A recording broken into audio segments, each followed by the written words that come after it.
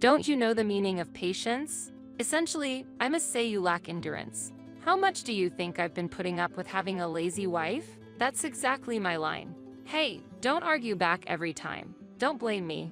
It's over. I've reached my limit of patience. I'm sick of your lack of perseverance. If you can't stand it anymore, then leave. Let's get divorced. He threw the divorce papers on the dirty table. So, there was really no need to fight. With just one piece of paper, I can be free from this life. My name is Courtney. It has been a year since I married Jeff. The happy married life I dreamed of before marriage was then falling apart. What's for dinner tonight? My husband came home without a greeting, silently unlocked the door, and entered the living room with his presumptuous, heavy footsteps. He threw his roughly handled bag on the sofa and heavily sat down. Then, he took off his socks and stuffed them into the gap of the sofa. Nonsense. What in the world is this strange habit? It would make the sofa smell. Hey, I'm asking what's for dinner. Those socks. Huh? Don't stuff your socks in the gap. Oh, right. But if it bothers you, you can clean it up yourself, right? I got angry every time with him. He was good at increasing my stress. So, what's for dinner? Oh, and stop scattering things on the floor. I always tell you that. My husband pointed at a single receipt on the floor. I don't remember dropping it, but when I leaned over to pick it up, my husband sneered. I really don't understand leaving things on the floor. It shows how messy you are. I stopped reaching for it. Can I ask a question? Yeah, what? My husband made an obviously annoyed face. But I didn't care. What's the difference between leaving things on the floor and leaving used socks in the gap of the sofa? What's the difference between the floor and the sofa? Why is it wrong to leave things on the floor, but okay for the sofa? It's the same action of leaving things, so why do you say they're different? What? Don't shift the blame to me. I'm not blaming you, just questioning. And according to your philosophy, the person who notices should deal with it. You found the receipt, right? So, why don't you pick it up? That's... Also, it's your turn to cook tonight. Why are you asking me about the dinner menu? Hey, I've been wondering since we got married, are you really Jeff? You said we would share household chores before we got married, didn't you? Did you forget? Or were you abducted by aliens and got replaced? If so, we need to rescue the real Jeff. So, who are you? And who's preparing dinner tonight? All right, I'll prepare it myself. He sighed deeply. Courtney, you've changed. With a look of exasperation, he continued to sigh. Every time he chopped using the knife, he'd sigh. Every time he lit the gas range, he'd sigh. He was really irritated by everything.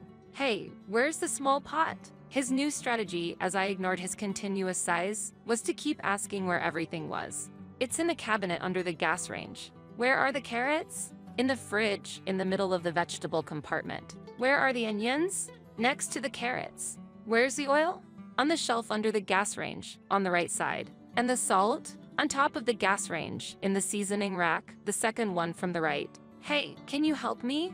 If you help with my tasks, I'll help you. I don't remember you helping me when it was my turn. If you want help, show some willingness to cooperate first. He looked dissatisfied, and in his anger, what he ended up making was stew with undercooked vegetables. There was neither rice nor bread, just the stew. Furthermore, while I ate from a small plate, Jeff proudly placed a large plate of stew in front of him. His smug expression exuded a trace of spite. Thank you. Let's eat. I said grace for the meal and quickly finished it. I cooked, but if you're not full, make something yourself next time. Haha, okay. I cheerfully moved to the kitchen to start preparing pasta, but the filthiness of the sink dampened my spirits. This is always how he is. Even if he reluctantly cooks, he never cleans up afterward. That burden is always on me. With renewed determination, I quickly finished cooking and ate in front of Jeff.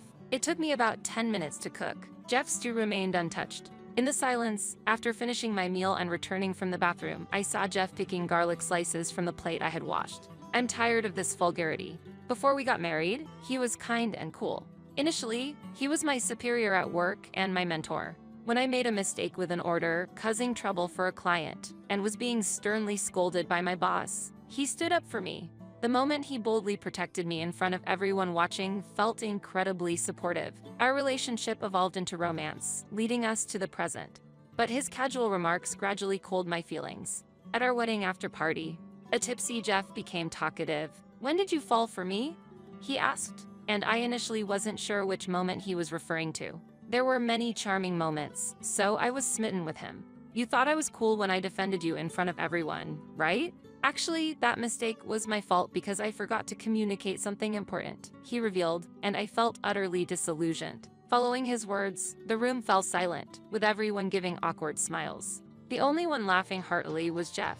A colleague commented that it might be the alcohol talking, but I wasn't convinced. They say one's true feelings emerge when drunk. Just 1 week after the wedding, Jeff's true nature became apparent. He didn't keep his promises. They were all talk, and he stereotypically assigned household chores as a woman's role, revealing the superficial goodness in him had vanished. I thought of divorce as an option, but since it was just a week into our marriage, I was concerned about appearances. I am not inherently weak and have the courage to confront my husband. I wanted to explore the possibility of improving him. However, now, I've given up on that idea. I feel that I should not continue living such a draining life. I was ultimately unable to change my husband.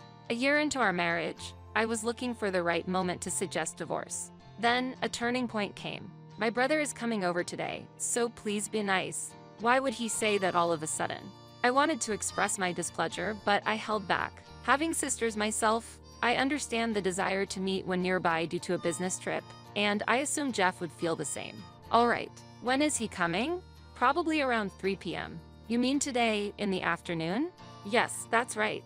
Okay, got it. It must mean he's finishing work a bit early. I didn't think much more about the odd feeling I had. However, just after 3 p.m. that day, Jeff appeared at my workplace, looking flustered. Why are you here? Huh? Why? What about your brother? He called to say he couldn't get into the house. Well, that makes sense. If you're here, it means no one is at home. What are you doing here? I told you I was counting on you. Yes, you did, but... Huh? You mean I should leave work early to entertain your brother? What else would it be? I was astonished. This man is hopeless. Wait a minute. Whose brother is he again? Your brother, right? Why should I have to leave work early to take care of my brother-in-law? That's ridiculous. Seriously. But, no bits. I don't want to hear excuses. You take care of your brother. It's not my responsibility. Fine. I've had enough. Jeff left in a fury. I was exhausted. Yet, the thought that this might be a step toward divorce made me feel excited. Who can stay late tonight? Before I knew it, I was the first to raise my hand. I finished work and left the company after 9 p.m. Since Jeff asked me to, I hurriedly bought some drinks and snacks at the supermarket and went home. I'm home. As I opened the door to our house, a strong smell of alcohol hit me. It seemed they both had been drinking a lot. I've had concerns about my brother-in-law's misconduct ever since we got married. He started visiting more frequently after we got married. We lost our parents when we were young. Well, somehow. This house reminds me of our hometown. It feels warm. This is a line my brother-in-law often says when drunk. Thinking our home is like his childhood home, he believes it's acceptable to make a mess and spill drinks while drunk, resulting in a huge cleaning effort after his visits. And Jeff has never once helped with this. I felt angry when various places like the curtains, living room, bathroom, and even the blanket were soiled. The cleaning was always my task. Despite this, the sight of the two brothers enjoying their time together evokes a sense of brotherly bond forged over many years. That's why I've repeatedly restrained my anger.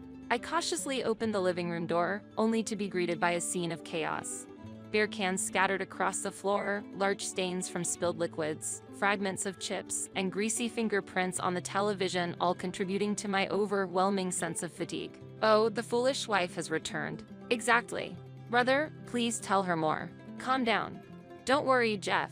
I'm here now, so there won't be any more nonsense from your wife. Is this some kind of joke? Courtney, I'll teach you how to be a proper wife, so be grateful.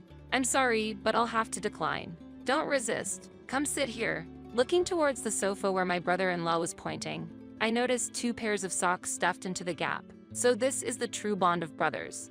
As Jeff said, you are indeed a presumptuous wife. We need to correct this together. I'll be living here from now on, so listen carefully, Courtney. Do you understand? What do you mean, living here? This is our family home. It's only natural for the sons to live here. Are you serious? It seemed incredulous, but he was earnest. He was saying this is unequivocally his house, which my husband simply moved into. This house was passed down to me by my parents. It's not your family home. Haha. Young people these days. Listen, by marrying Jeff, you took our family name. Don't you understand the significance of that? From the moment you married into this house, it became our family's home. I couldn't help but laugh at that statement. My laughter only infuriated my brother-in-law further. What's with that reaction? I'm the eldest brother. You should obey me. You plan to stay in this house? I strongly object. What? You. Insolent. Insolent? Do you even understand what that means? And why are you making a scene in someone else's house during the day? What about your job? I quit my job to support my brother. Oh, I see. So you were fired for incompetence, then? It's no surprise that someone like you, who has never shown any kindness even in a relationship, wouldn't understand. I get it now. What did you say? That's discriminatory. I could sue for defamation. Go ahead, be my guest. I didn't say that about everyone, just to be clear. I know people who have little to no experience with romance, but they enjoy their lives. They simply aren't interested, yet they could find a partner anytime they want because they have attractive personalities. But you constantly complain about women. You want a girlfriend, but your personality gets in the way. It's truly hilarious. Who would want to learn how to be a wife from someone like you? Haha, your lack of self-awareness is really amusing. What? Oh no. A man in his 40s started to cry. What a hassle. Stop it. Your personality is the worst. So what? Even if that's true, what's it to you? I don't think I'm a good person. Don't you know the meaning of patience? Essentially, I must say you lack endurance. How much do you think I've been putting up with having a lazy wife? That's exactly my line. Hey, don't argue back every time. Don't blame me. It's over. I've reached my limit of patience. I'm sick of your lack of perseverance. If you can't stand it anymore, then leave. Let's get divorced. He threw the divorce papers on the dirty table. So, there was really no need to fight. With just one piece of paper, I can be free from this life. My husband wanted a divorce, and I accepted it. This would resolve everything. Feeling this, the tension in my body eased. What are you dawdling for? Sign it now. Looking at me, my husband wore a smug smile. What a self-centered person he is. Did he think everything would go his way? Humph, serve you right. Enough with the noise. They were crying just a moment ago, but after that the brothers were all smug. I understand. I'll sign now. And so, I moved the pen. I decided to ignore a certain section that caught my eye for now. A divorced woman, huh? Society can be harsh, especially since it's only been a year since the marriage. How impatient can a woman be? Yes, I've finished signing. I'll take this to the evening reception. And I did just that, marking the end of my marriage to Jeff. Days later, returning home, I found my ex-husband and his brother drinking in the living room. Why are you still here? Get out. What? You're the one who should not come here. This is trespassing. No, this is my house. You're the one squatting.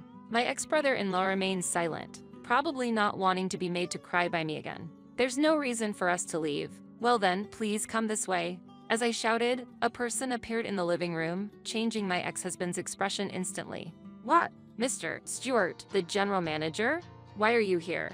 I've heard everything. Now, take only what you need and leave. Yes, understood. Mr. Stewart was a significant figure who witnessed our marriage. He was our boss and directly above my ex-husband. As long as he worked at that company, defying Mr. Stewart was impossible.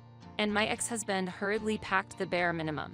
Led by Mr. Stewart, he and his brother left the house silently. After changing the locks, I felt relieved but dizzy at the sight of the messy room. This was the result of my mistake in choosing him. I vowed not to make the same mistake again and got to work cleaning. A week later, Mr. Stewart informed me that my ex-husband and his brother had found another place to live. I then sent an official notice to their rental and workplace. The notice was about my ex-husband's infidelity. While filling out the divorce application, I noticed something in the guarantor section. A temporary employee from my husband's department was listed there.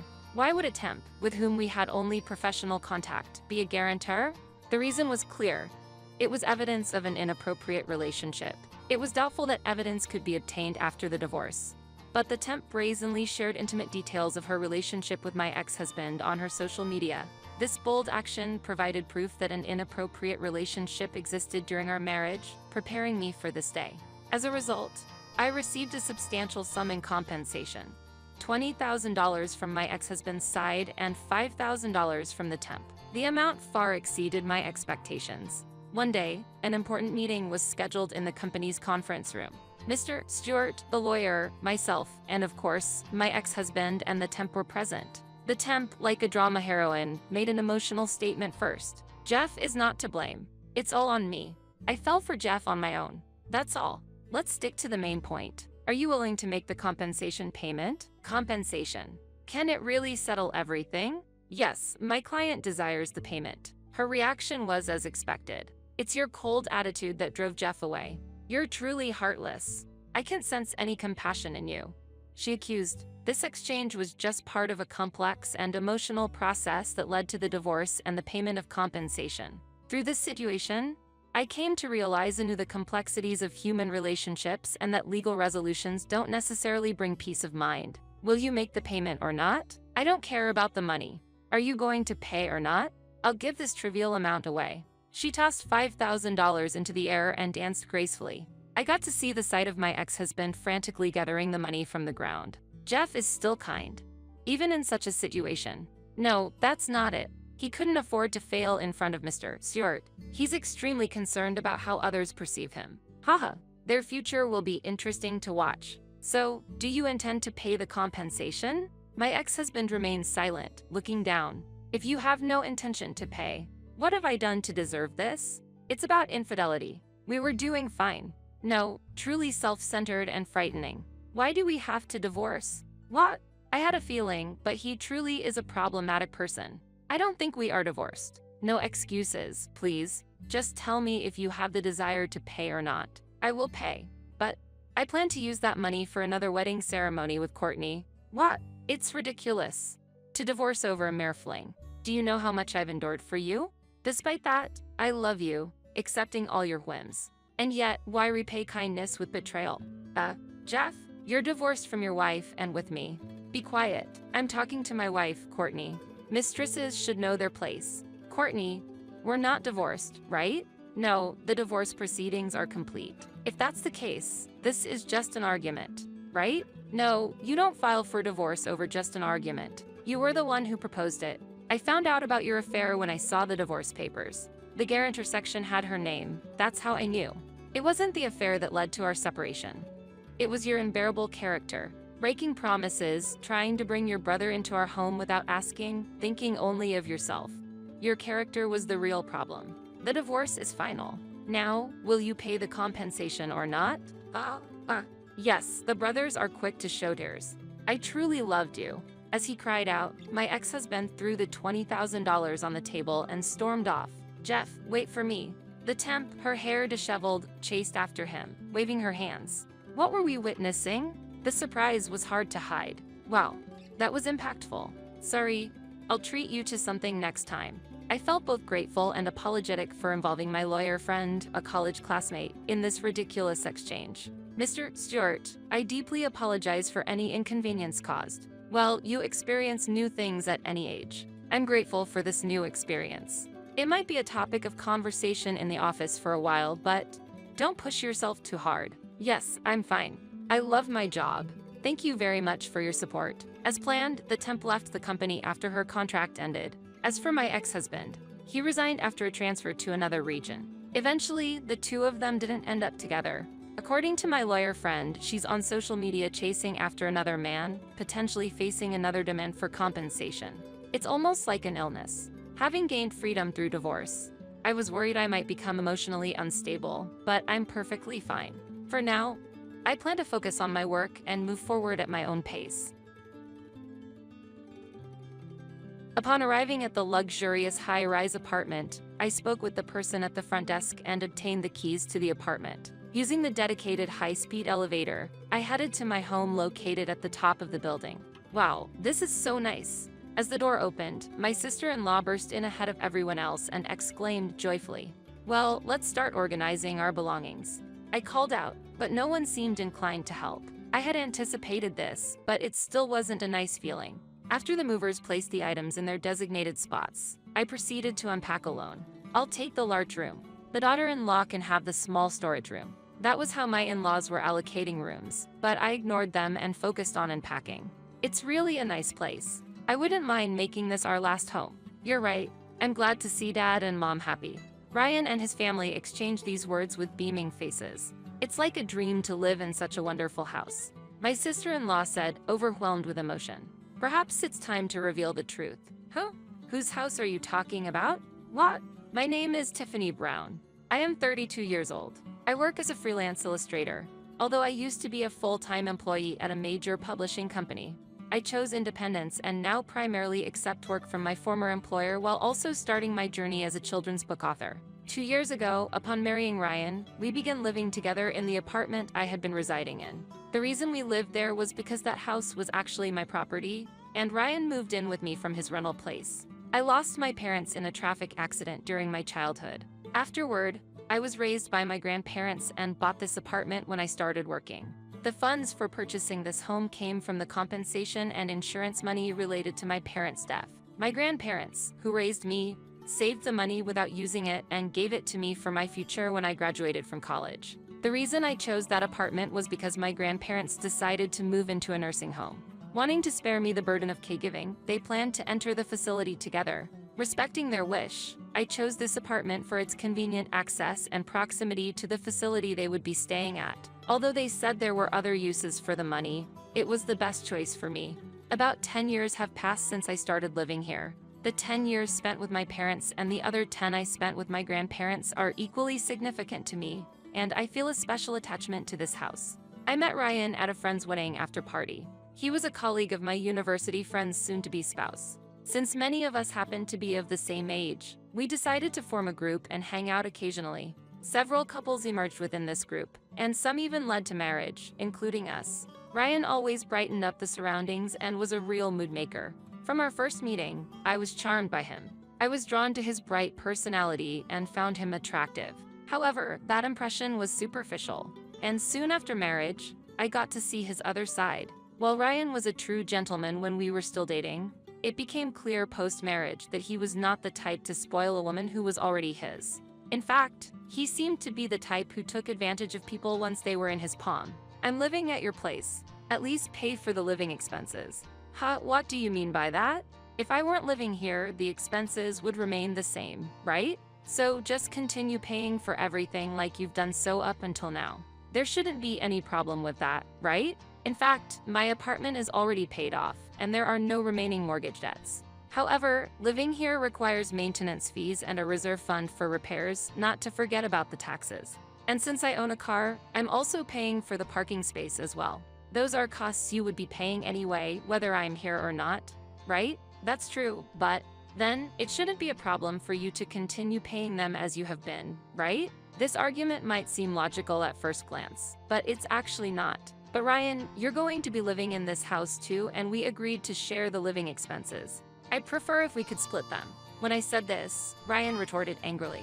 You're so greedy, a real money grubber. I never thought you were that kind of a woman. I was stunned by his words and left speechless. I thought that we were on equal footing in our future life together as a couple. I thought that we would naturally bear the expenses of our shared home together. I'm not saying I won't pay anything. Of course I'll pay half of what I use. But you're the owner of this house, right?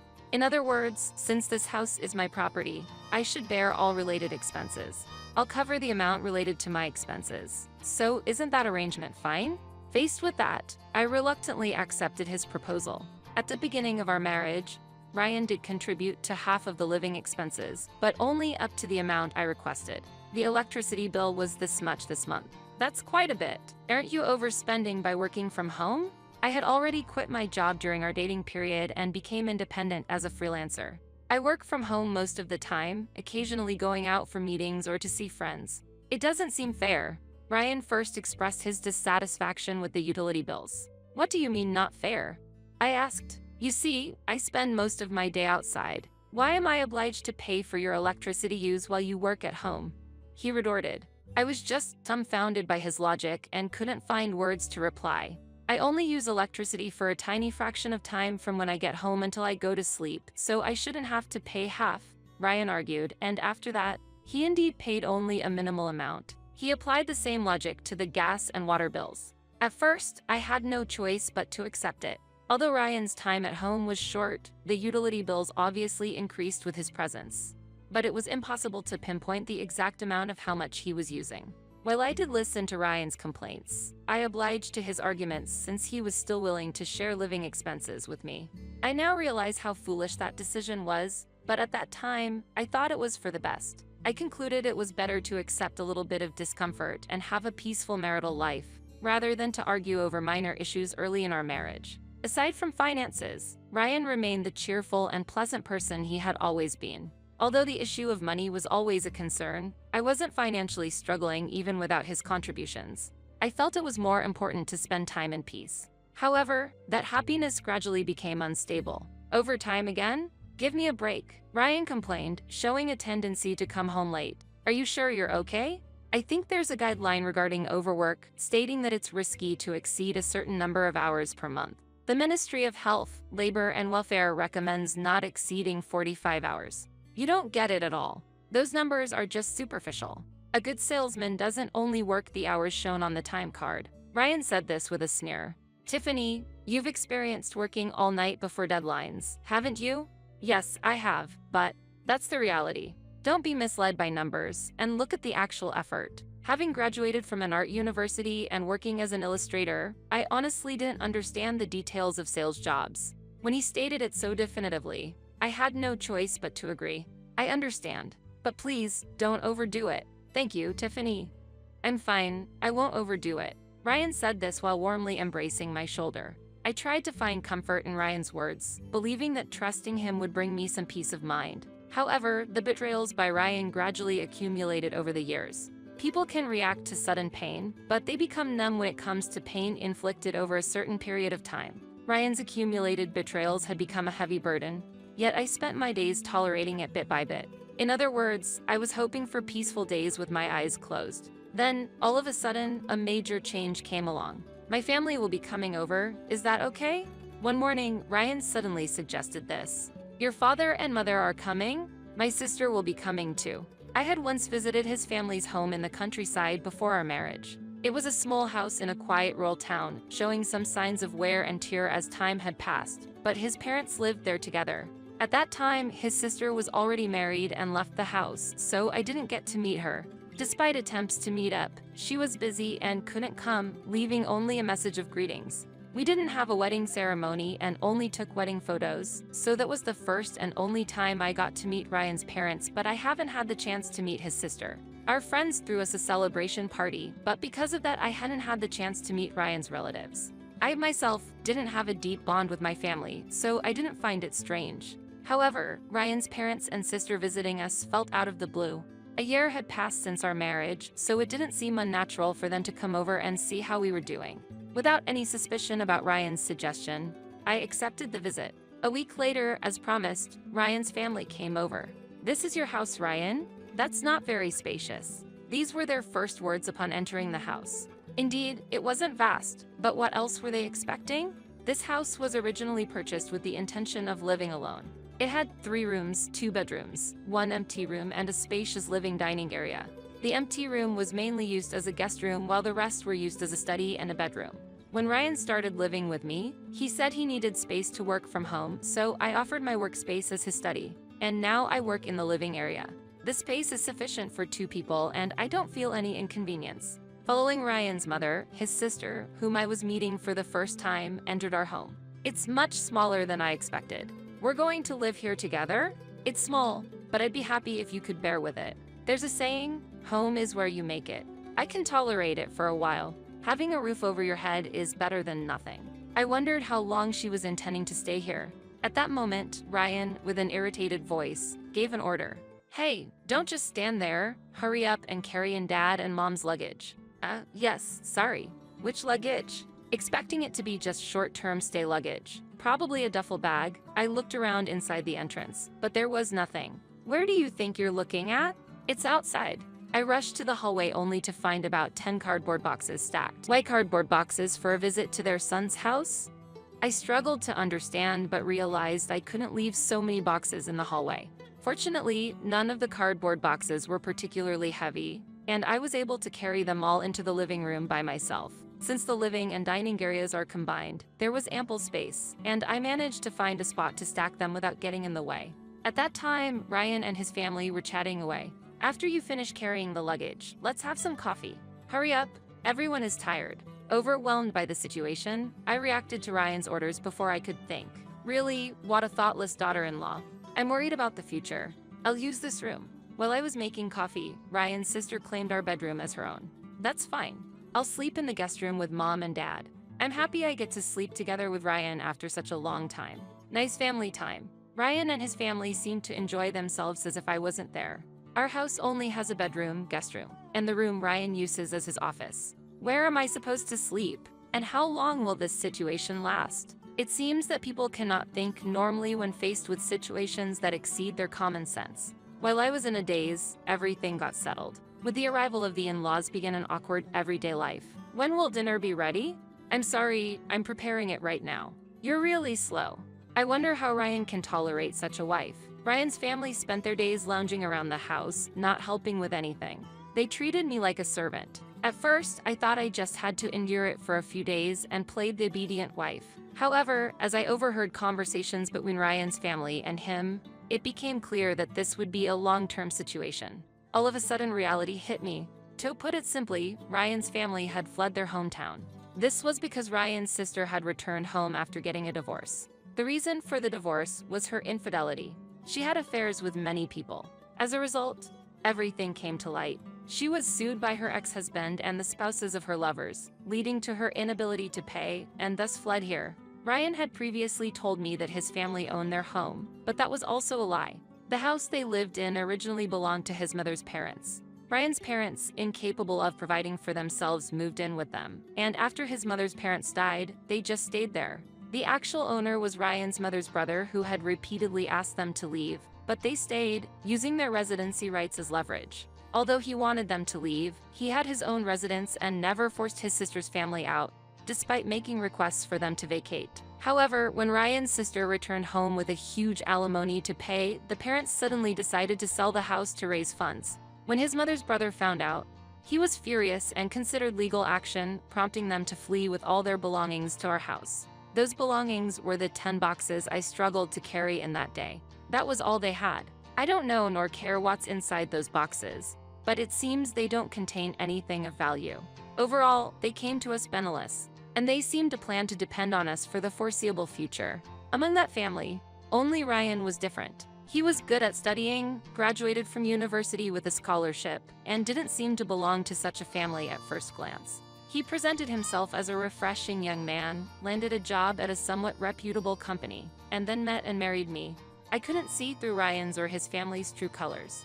I have no parents and am all alone. I own my home and have a job. For Ryan, I must have been an ideal target. This was no laughing matter. Now that I had it all figured out, I had no intention of being submissive. I absolutely could not accept being manipulated by such a terrible family. I pondered how to resist and immediately started to take the following day. To do that, I first had to pretend to be obedient on the surface. I must not let Ryan or his family catch on to my plan. I'll let them be off their guard and then seize the opportunity. Just as they appeared out of the blue, I too will strike suddenly. While obliging to the in-laws' demands, about a week later, Ryan's sister made a request. "Lend me some money." She said this while extending her hand. She was very direct when asking for money. I was angry but decided not to rebel for now. I handed over some cash to Ryan's sister. "Is this all? Don't you have more?" It's way too sudden, so I don't have more on hand." "Then, a card will do." "Absolutely not. If I give her the card, there's no telling how it will be used. I can't lend you the card. I'll withdraw some money from the bank tomorrow, so please wait until then." I managed to placate Ryan's sister's unreasonable demand with that promise. No matter what happens, I have no intention of handing over my card. That night, after Ryan came home, he criticized me for it.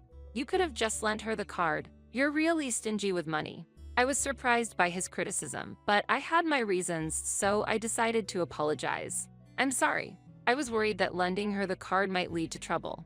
"What kind of trouble?" "If she used a card under a different name, your parents might have gotten into trouble for unauthorized use." I was too scared to hand it over. Ryan seemed convinced by that explanation. "Then please make a family card for them to use."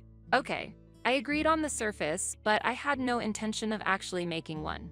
About a month later, Ryan asked about the progress of the family card. I had given some money to the in-laws a few times, but perhaps Ryan, tired of the nagging, was eager to get the card. "I'm sorry, but it seems I can't make that card." I said this while feigning disappointment. I hadn't applied for a family card at all and actually felt no regret. "Why not?" It seems that they are considered as relatives and not as immediate family.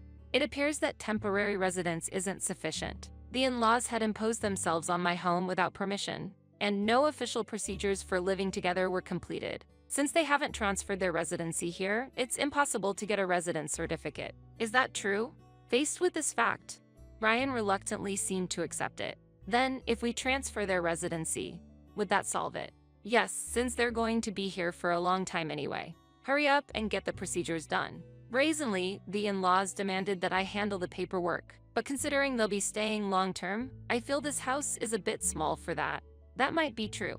That might be why you've been hardly coming home recently, Ryan. At that, Ryan frowned. I'm busy with work and stay until late, so I spend nights at a nearby hotel. Work must be tough. How about we move somewhere else? Ryan and his family were taken aback by my suggestion.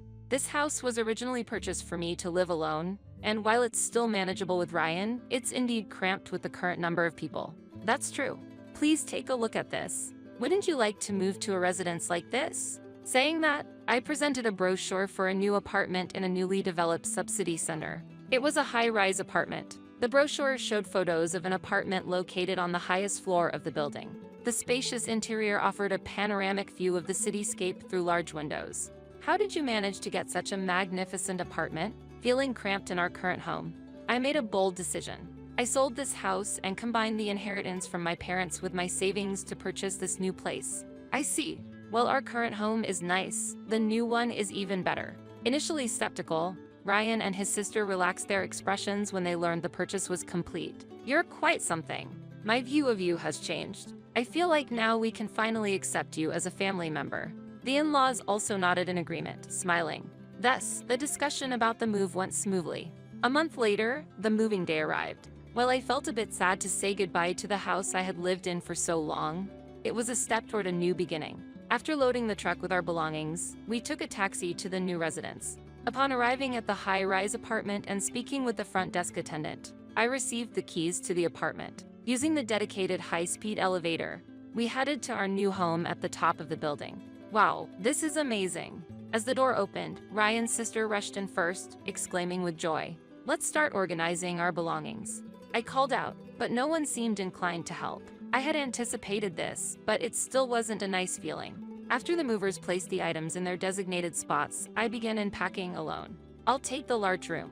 Daughter-in-law can have the small storage room. That was how my in-laws were allocating rooms, but I ignored them and focused on unpacking. It's a really nice place. I wouldn't mind making this our last home. You're right. I'm glad to see Dad and Mom happy. Ryan and his family exchanged these words, smiling. It feels like a dream to live in such a wonderful house. Ryan's sister said, overwhelmed with emotion. Perhaps it's time to reveal the truth. Huh? Whose house are you talking about? I asked, feigning surprise. What? This isn't your house. This is the house I purchased to live with my grandparents. But you asked us if we wanted to live in such a house. Ryan's sister protested loudly. Yes, I did ask if you wanted to live here, but that was merely a question of interest, not an offer to live together. Indeed, I said that, but I never proposed living together. I can't imagine living with these people forever. I would like you all to leave immediately. I am the owner of this house. As the landlord, I am asking you to leave, so please comply before this escalates into a problem. Don't be ridiculous. Ryan, his face turning red, stamped his foot in anger. Just be quiet and obey me. This house is for me and my family. If you don't like it, you can leave. Yeah, get out. Exactly. Ryan and his family were pressuring me to leave this house. I used the wall-mounted intercom to call the concierge. Excuse me, there are intruders in my house trying to kick me out. Please come immediately. With those words, an alarm sounded throughout the room. What's going on? So noisy. Stop it right now. The security staff, alerted by the call, arrived promptly in the room. That's the benefit of living in a luxury apartment. These people are the security staff of the apartment. If you don't leave, I'll have no choice but to call the police. As the doorbell rang and the security staff inquired about the situation, the in-laws started to panic. They must have realized that my warning was not a bluff. Even though the security staff had arrived, the in-laws desperately tried to talk things over. I decided to listen to what they had to say. I wanted to know what Ryan had been telling his family. He portrayed me as a pitiable woman with no relatives, claiming that without him, I couldn't sustain myself and that it was okay to treat me like a housemaid. This testimony from the in-laws was valuable, so I decided to be lenient. In fact, when giving money to the in-laws, I had them sign a document stating the amount I gave them. To put it simply, it was a promissory note. Ryan told me I need proof that I've given you the money. Otherwise, I will be scolded. If you sign, I'll give you as much money as you need. Presented with this condition and realizing they could get money, the in-laws readily signed. Thankfully, I secured evidence of the loan amounts. Originally, I planned to get the money repaid from the in-laws, but realizing it would be difficult, I decided to make Ryan responsible and urge him to leave the apartment. You're safe for now. If you leave immediately, I'll forget about the money. But if you step foot here ever again, I'll demand the full amount of the borrowed money. As I waved the promissory note, the in-laws finally gave up and left. I'm Tiffany's husband. I have the right to live here. I won't leave.